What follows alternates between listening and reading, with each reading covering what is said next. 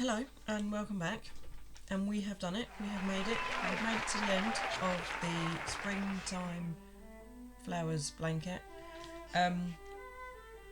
Today we're going to be looking at how we actually seam all of our squares together.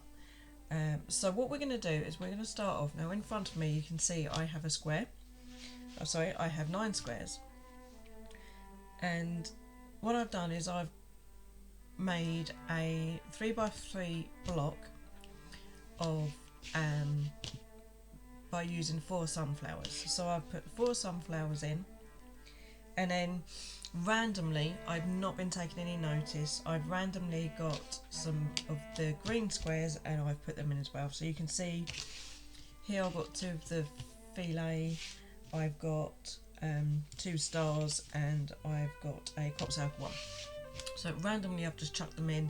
Also you will notice is that I've used different colour greens as well throughout the whole blanket. So the whole blanket, including the squares for the flowers, have got different greens in as well. So it's going to be a whole different mixture of greens running throughout this particular blanket.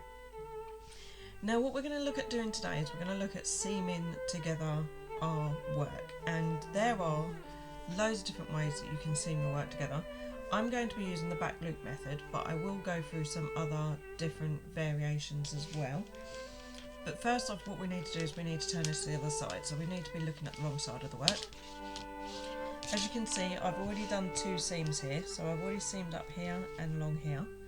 What I'm going to do now is turn it, and I'm going to work across rows that I've already seamed across, just to give you an idea of how to actually work.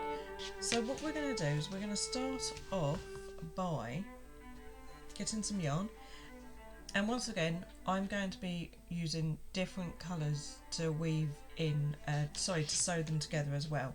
So as you can see, I've got a different colour here to here. I'm going to be using this colour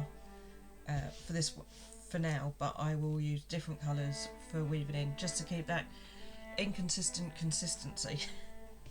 So what we're going to do is we're going to start off by going into our corner, and on this particular one I'm going to show you a couple of different ways of seaming, and then I will rip it out and then I will show you the way I'm actually going to be doing this. So I'm going to start off by doing a chain stitch in my normal way I would usually join my yarn, and let's zoom in a little.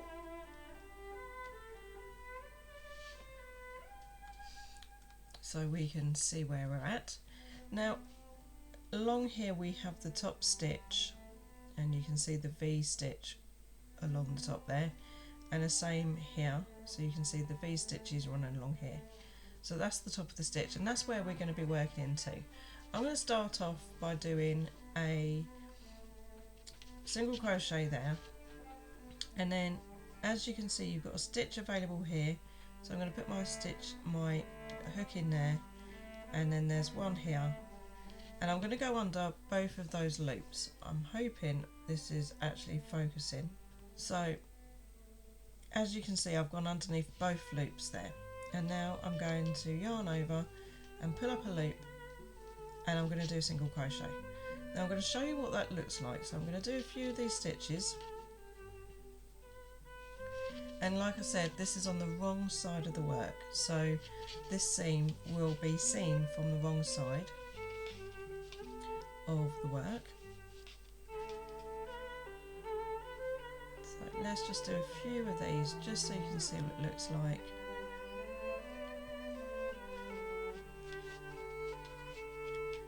Bring up a loop. So now when we open this out,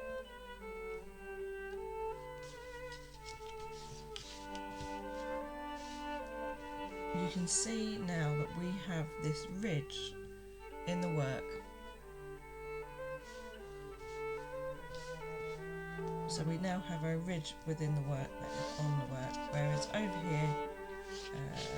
here for example there's no ridge. Well, there's a tiny ridge, there is a little bit of a ridge. It's not completely flat, but there is, whereas on this one it's a little bit more a little bit more pronounced. It's a bit more obvious that there's a ridge there. Now if we turn the work over, what we have is you can actually see the 3 different colours on this one when you're actually sewing it together. So you can see the green from this one, the green from this one, and the green that I'm weaving in. So that's one version, and that's how. And then if we look at the one that I've done here, you can't see, if we do it on this one, the only time you can see what I've used to sew it in is when you stretch it out. So if I put it back together, you can't see it. If I stretch it out, you can. On this one, there's no stretching, and you can, I'm not stretching that, and you can see it. So now we're going to go on to a different way of weaving in your of seaming. They're all very similar. So we will go into the stitch under both loops, draw up a loop and do a slip stitch. Into the stitch, under both loops on both squares, and then do a slip stitch. Now I really like this one. I really like the way it seams things. And I actually do this quite a lot if I'm ever doing like clothes or something like that. I kind of like this for seaming clothes together. And I have done this on other blankets. I'm pretty sure this is what I used on my Tunisian crochet blanket as well. Let's just make sure we go through both loops.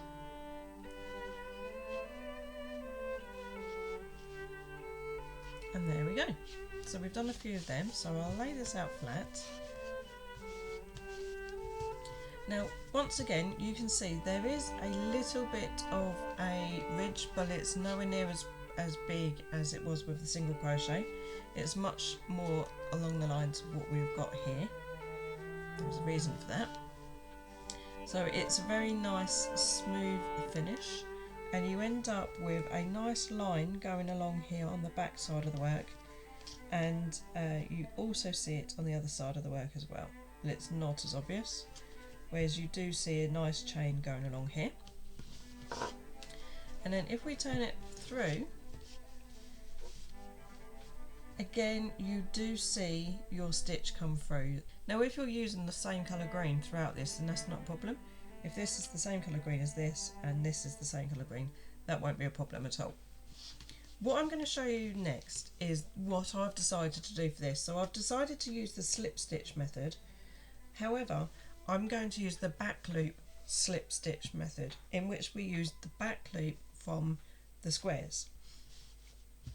So what you have to remember is this is the reverse of the work. Let's zoom out a bit so we can see what's going on.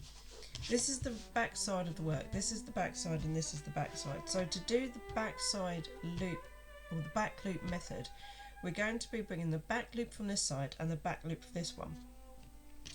However, that's going to be it. You might think it's the front loop you're actually picking up, but you're not. So let's start by attaching our yarn. I'm going to go through both both squares to start off with, and I'm going to attach the yarn like so, and then I'm going to bring up both my squares, and we are going to look, I will zoom in again, and we're going to look at the work, and as I said earlier, you can see the V stitches running down. We want to go into the back loop on this one and the back loop on this one. So the back loop on this one is actually the front loop on this one. So we're going to go into the front loop on this one, though it is actually the back, and the back loop on this one. We're going to bring up a loop and bring it through both, and then we're going to slip stitch. I'm going to go into the back loop of this one, the back loop of that one, and then bring that through.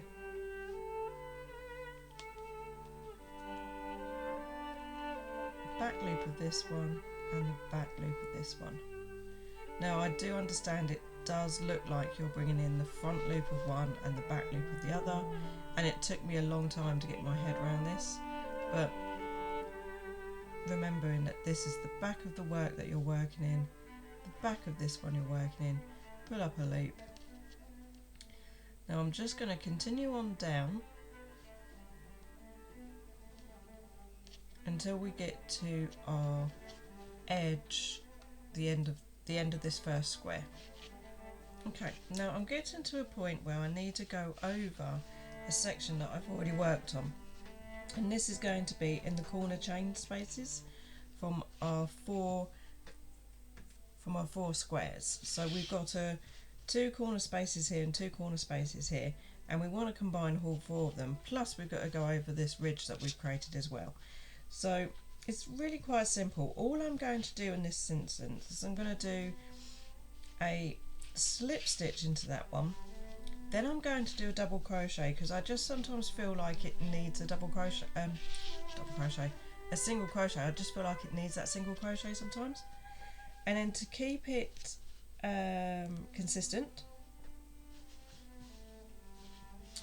I'm going to do another single crochet over that ridge into the next two squares, into that chain space. I've done a single crochet, and then I'm going to do a slip stitch, and then I would just carry on again doing what I've previously done. So I'm going to take the back loop from this one and the back loop from the one at the back and do a slip stitch.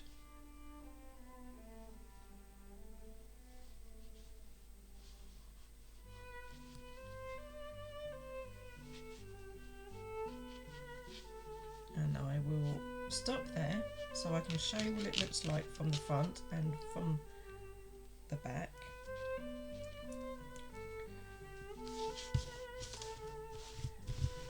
So that's what it looks like from there. So we've got this chain running along here, and we've got the running stitch running along the back there, which you might be able to see. And then if we turn it over,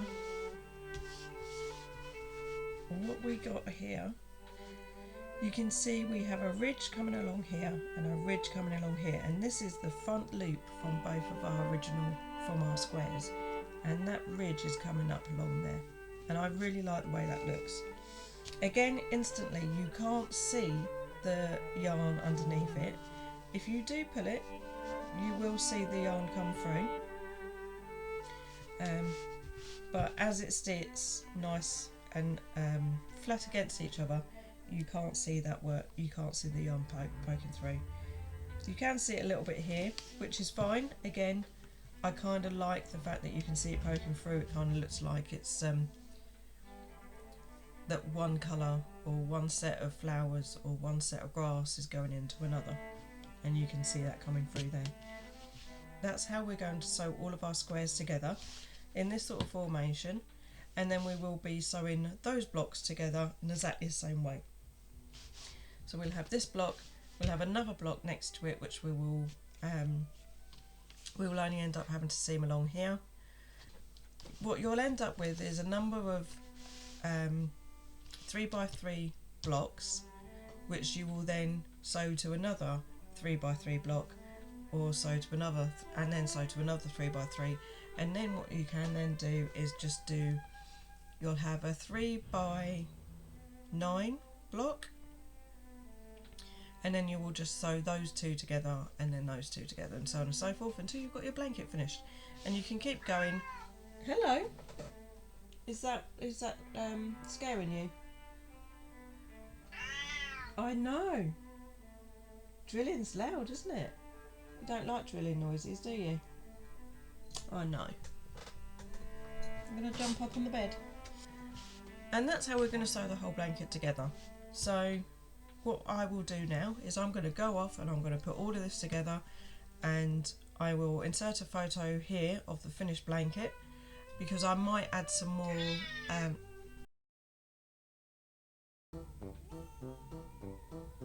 sorry, my neighbour's just started drilling. But But what we're going to do now, I'm going to sneeze is what we're going to do now. Thank you very much for joining me for this crochet along. I hope you've enjoyed it, and I really hope you enjoy your blanket at the end. Don't forget, you can go up here for all of the other videos in this crochet along, and then down here for the how-to videos. Don't forget to like and subscribe, and I'll see you next time. Bye!